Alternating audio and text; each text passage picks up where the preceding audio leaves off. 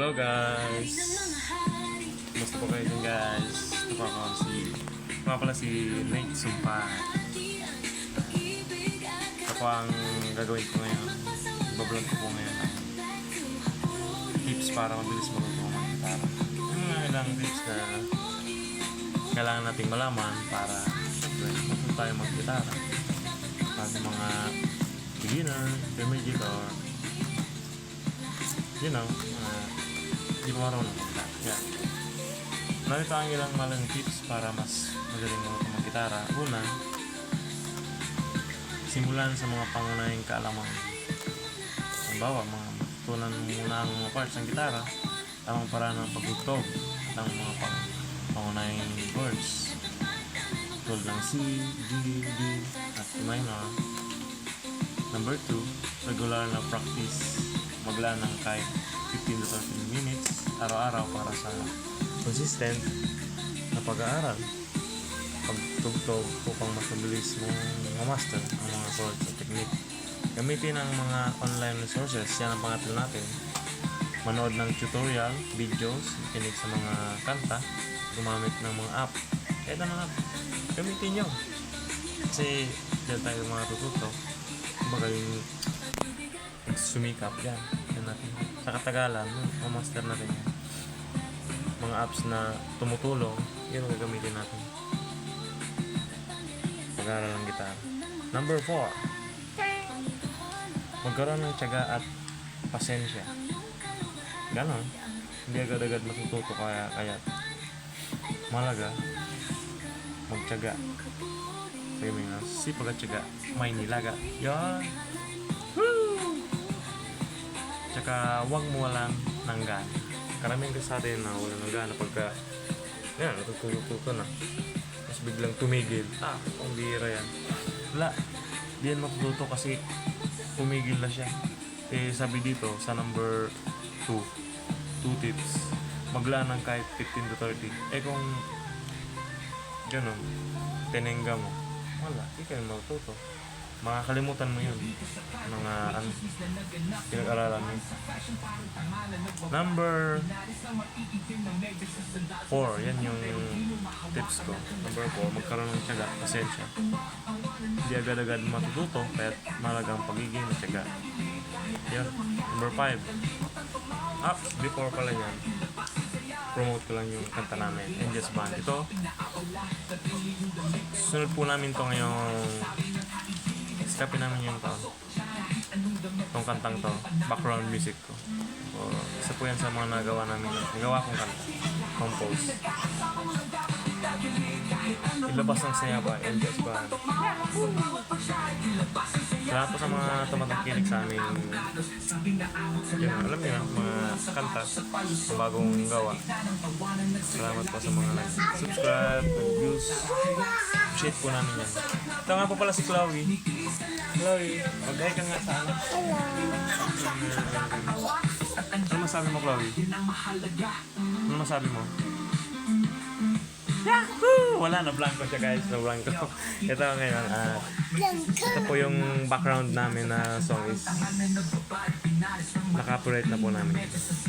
Babala ko po sa mga nice kunin yan, hindi nyo makukuha yan kasi naka-copyright na yun sa NJS Band. Submitted in National Library. Yahoo! Ganon.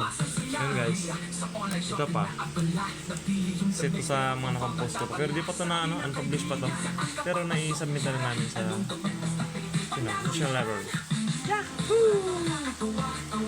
Ito yung nasa Spotify na siya. Ito yung kanta na nasa Spotify before tayo mag-proceed sa tutorial.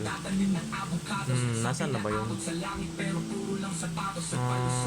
Ito hindi ko pa ito na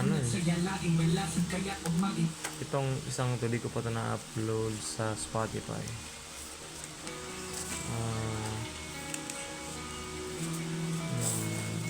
Ano ba yun? So hindi ko pa ito na nagsalit si Chloe. Ito guys, si Chloe. Hello guys! Yan. Ate naman, ito na kaya yung iba dito.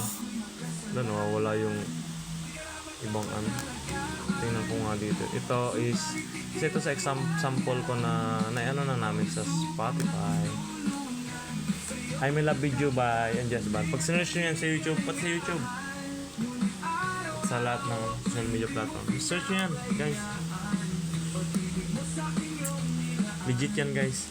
Ito, guys, paparinig ko sa inyo yung aming latest upload Spotify and YouTube. Woo! Ito. Ito, hindi pa itong isa. Ito. Itong isang to, mag-upload na to. Saan ka na? Magpagkita ka. Dito na sa yung title niya is I'm in Love With You by NGS Band. Pag hinanap niyo po yun sa YouTube, English yan lalabas.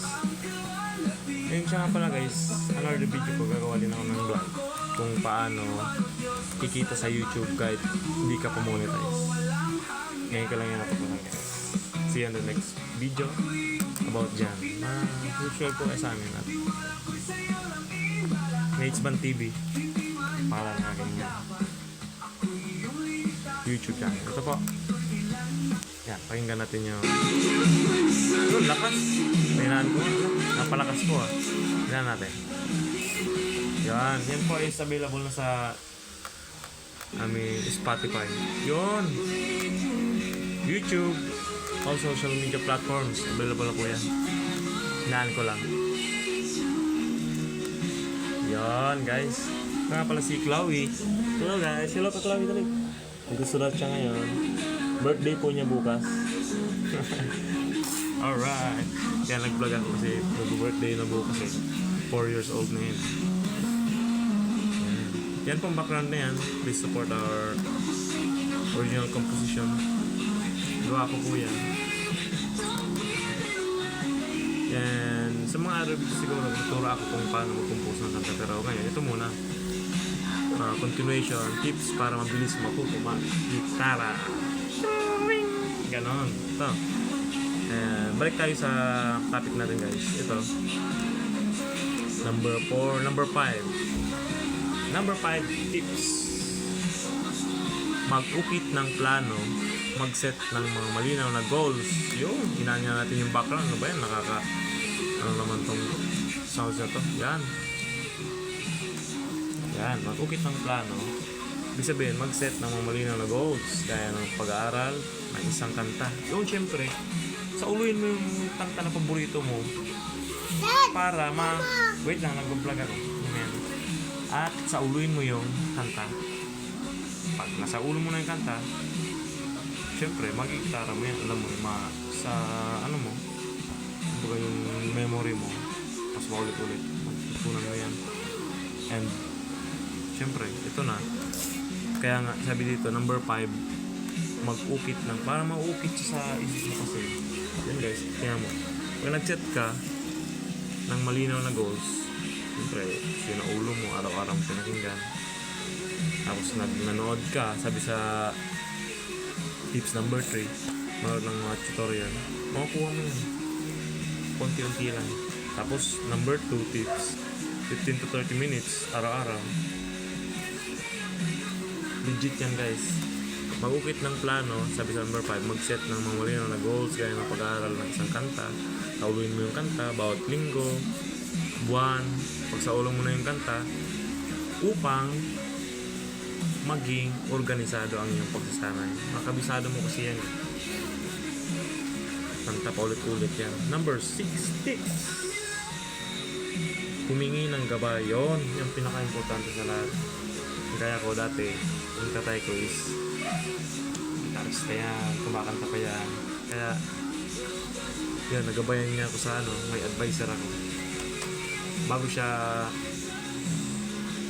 nawala. Yun, naipasa niya sa akin yung mga knowledge niya, nagabayan niya ako. Kaya itong tips na to, mabilis kayo matututo nito pag sinunod mo ito. Number 6 tips, humingi ng gabay. Kumbaga, magpa-advise ka, mga advisor, mga vlog, ganyan. Maghanap ka ng mga ganyan. Search ka. O kaya advisor na yung mga pioneer niya dyan, yung mga nauna sa inyo na nag-aral. sama-sama ka sa mga professional, makakaano ka ng mga advices. Tapos, kung possible, magpakonsulta sa isang guro. Yun talaga.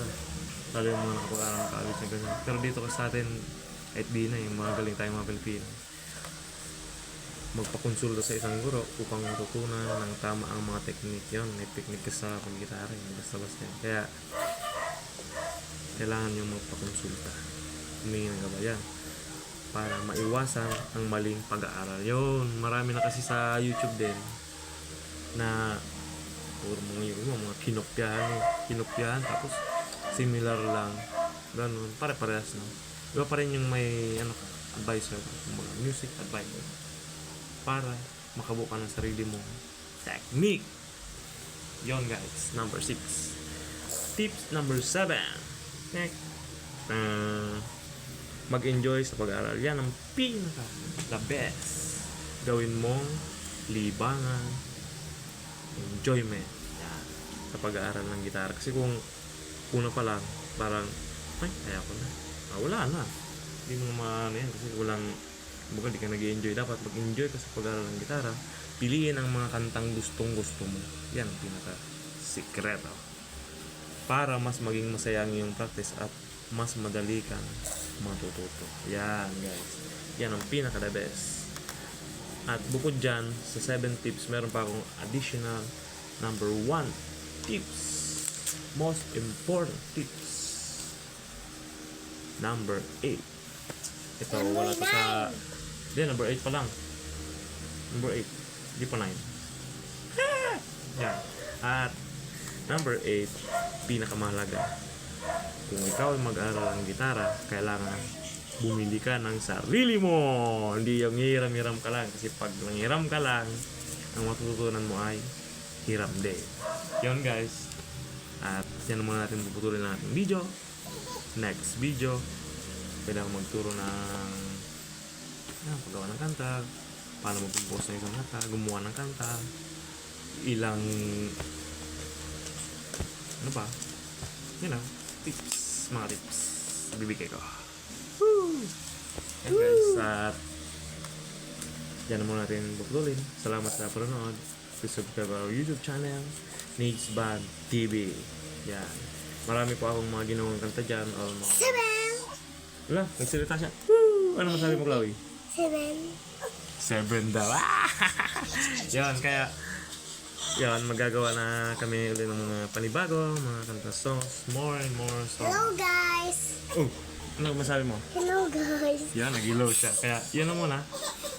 Salamat sa panonood guys. At visit nyo po ang aming YouTube channel, Nate's Band TV.